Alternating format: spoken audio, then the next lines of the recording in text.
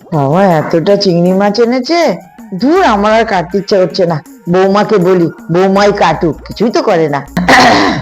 বৌমা, একটু চা করে আনো তো, খুব শীত লাগছে, রোদে বসে একটু চা খাবো। দাও। শোনো, আমি একটু রোদে বসে চা খাচ্ছি, তুমি এই চিংড়ি মাছগুলো কেটে ফেলো তো। চিংড়ি মাছ? আমি তো চিংড়ি মাছ কাটতে জানি না, কি করি এবার? শাশুড়িকেই বলি যে কাটতে পারি না, না হলে কি করে কাটবো এতগুলো চিংড়ি মাছ? মা, আমি তো চিংড়ি মাছ কাটতে জানি না, এতগুলো চিংড়ি মাছ কি করে কাটবো? কি, এত বড় ধেড়ে মেয়ে হয়েছে এখনো চিংড়ি মাছ কাটতে জানো না? কি শিখেছো তুমি?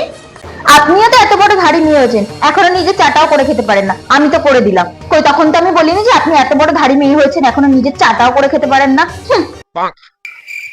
ও যত কথাই বলুক না কেন, চিংড়ি মাছ ওকেই কাটতে হবে।